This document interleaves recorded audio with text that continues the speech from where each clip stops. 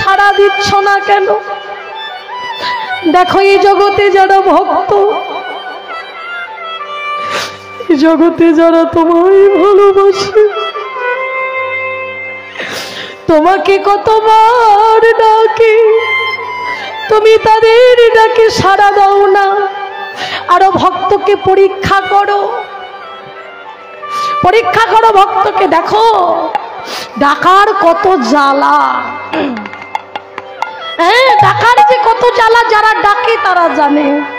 একটু ডেকে দেখো। বলে বলো তুলসী আমার রাধারানী কেমন আছে? কেন বলবো?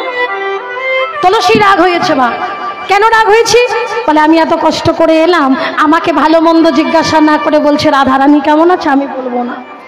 গোবিন্দ বলছে ধনী চাতুরি না করো চতুরি, আমারই শপথিত শপথিত রাধারি কুশল কহিয়া সকল শীতল কর শীতল কর।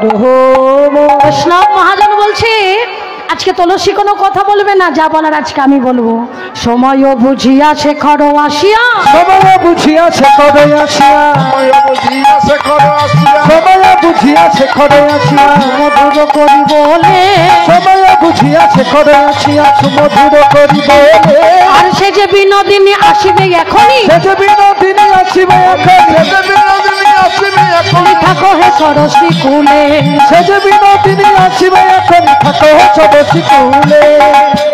তুমি বসে বসে জপ করো, সবার বেলা যা নিয়ম তোমার বেলাও কিন্তু তাই নিয়ম। তাই গৌর রাধে রাধে।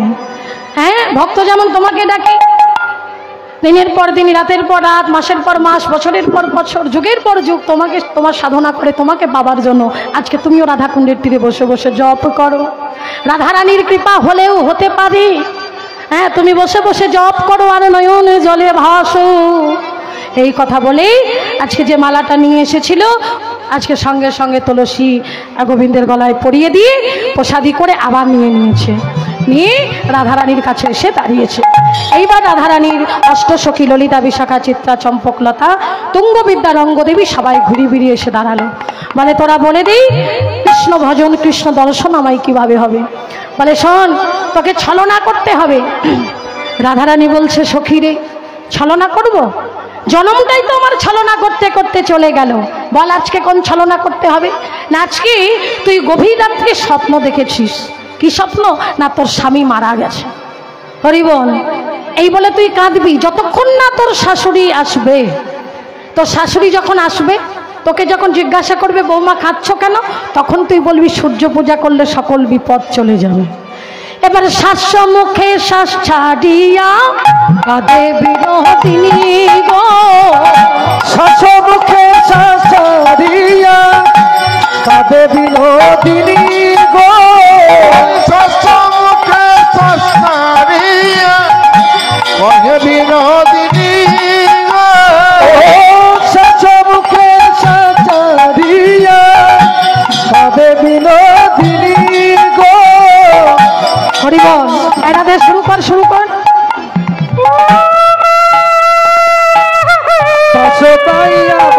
হরি বল। রাধারানী, রাধারানী যেমনি কাঁদছে, এই আরেকটু জোরে জোরে কাঁদ, আরেকটু জোরে। তোর শাশুড়ি এখনো বার হয়নি, আরেকটু জোরে। এদিকে জটিলা মনে মনে চিন্তা করছে এই ভর দুপুর বেলা, এই ভর দুপুর বেলা এই কান্নার শব্দটা কোথা থেকে আসছে? না না না না না, একটু ভালো করে শুনে দেখি। না, আমার ঘর থেকেই তো আসছে। ওমা, এ তো আমার বৌমা কাঁদছে গো, তাড়াতাড়ি করিস। এই শোন শোন, ওই তোর শাশুড়ি বার হয়েছে, আর একটু জোরে গান।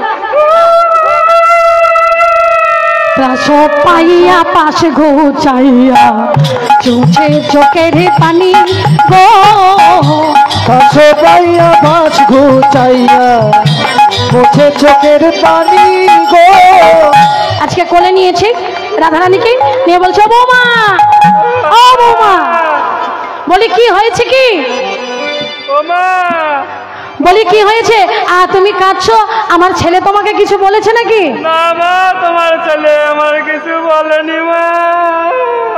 তাহলে ঠিক আমার মেয়ে কিছু বলেছে কুটিলা? ননদেও কিছু বলেনি। তাহলে তুমি কিছু বলেছো আমার বৌমাকে? কি বলেছো কি আমার বৌমা যেমনই হোক না কেন আমার ভালো, তো তোমাদের কি? হ্যাঁ, আমার বৌমা খারাপ হোক ভালো হোক আমার ভালো, তো তোমরা কিছু বলবে কেন? ও বৌমা, ওই পাড়ার লোকে কিছু বলেছে? আমার পাড়ার লোকে ওকে কিছু বলেনি মা। ও মা, তাহলে কাঁদছো কেন? ও মা, বলো। আমি গভীর রাতে স্বপ্ন দেখেছি। High high high high high high high high high. স্বপ্ন দেখে আবার কেউ কাঁদে? হ্যাঁ গো, স্বপ্ন দেখে আপনারা কাঁদেন? হ্যাঁ কাঁদে গো, যদি খারাপ স্বপ্ন হয়। তো বৌমা তুমি কাঁদছো কেন? কি স্বপ্ন দেখেছো? খুব খারাপ স্বপ্ন দেখেছি মা। কি স্বপ্ন বলবে তো? ও মা, তোমার ছেলে মারা গিয়েছে মা গো। ও মা, কি সর্বনাশ! নিশির রাতে যে সুখী স্বপ্ন দেখি আমি গো, নিশিরাতে সেই যে সুখী স্বপ্ন দেখি আমি গো, বড় পতির কি দুর্গতি, শোনো মা গো তুমি গো।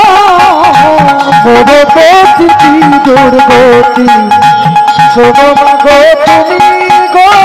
ও বাবা, বলি কি স্বপ্ন দেখেছো? কি খারাপ, আমার ছেলে মারা গেছে? বলি ও বৌমা, বলি আর কিছু দেখোনি? আমার ছেলের মঙ্গলের জন্য। কি দেখেছো বলো বলো।